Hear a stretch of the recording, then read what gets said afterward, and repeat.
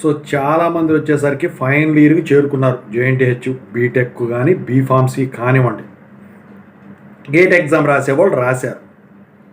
ఇక PG set రాయాలా వద్దా, gate qualify అయిన వాళ్ళు పక్కన పెడితే క్వాలిఫై కాని వాళ్ళు పీజీ సెట్ రాయాలా, ఎంటెక్ ఎంఫార్మసీ చేసుకోవచ్చా, ఇప్పుడున్న పరిస్థితిలో దానివల్ల ఉపయోగం ఉందా అని చెప్పేసి అడుగుతున్నారండి.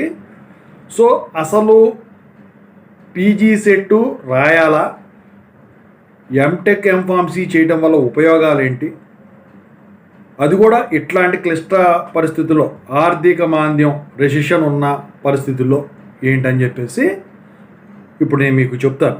ముందుగా అయితే ఇంతవరకు ఈ ఛానల్ సబ్స్క్రైబ్ చేసుకున్న వాళ్ళు ఎవరైనా ఉన్నట్టయితే ఖచ్చితంగా అయితే సబ్స్క్రైబ్ చేసుకోండి. ఈ వీడియోని అయితే లైక్ చేసి షేర్ చేయండి. మీకు ఏమైనా డౌట్స్ ఉంటే CallMe4 యాప్ ఐడీస్ వచ్చేసరికి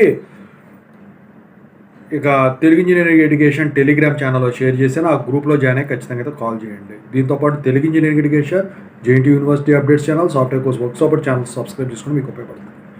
ఇక ఇప్పుడు ఫ్రెషర్ అంటేనే 100లో 2 తీసుకుంటున్నారు.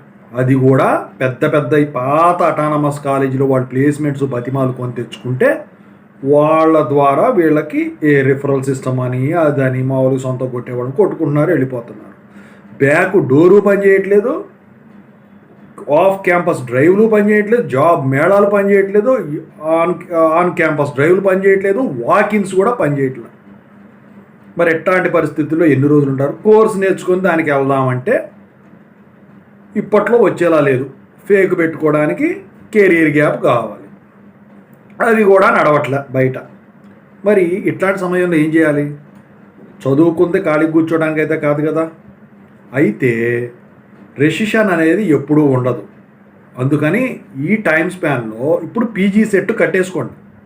ఎవరైనా పాత వాళ్ళైనా కానీ ఏదైనా కానీ వెంటనే ఈ ఎంటెక్ ఎంఫార్మసీ 2 ఏళ్లలో కనుక మీరు పూర్తి చేసుకోగలిగితే ఆ తర్వాత ఎంటెక్ ఎంఫార్మసీ మీద కూడా ఫ్రెషర్గా ట్రై చేసుకోవచ్చు. అప్పుడు జాబులు బాగుంటే.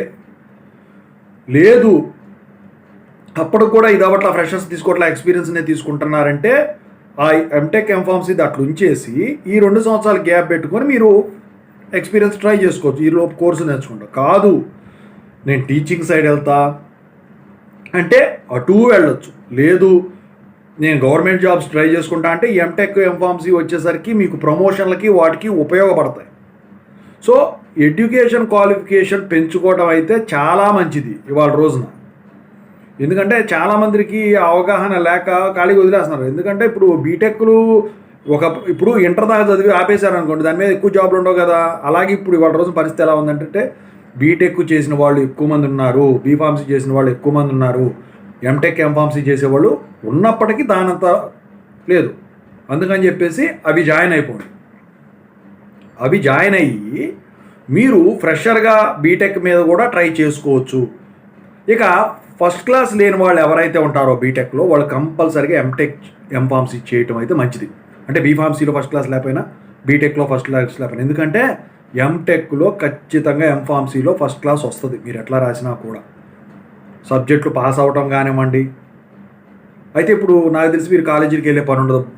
బయోమెట్రిక్ అటెండెన్స్ పెద్దగా కన్సిడర్ చేస్తారని నేను అనుకోవట్లేదు. ఇక క్లాసులు నడిచే కాలేజీలు ఉంటే ఖచ్చితంగా అయితే మీరు వెళ్ళాల్సి ఉంటుంది అనమాట. ఓవరాల్గా డిసైడ్ చేసుకోండి మీరు. ఓకేనా? ఖచ్చితంగా అయితే ఇలాగే వెళ్ళండి. Okay, thank you so much.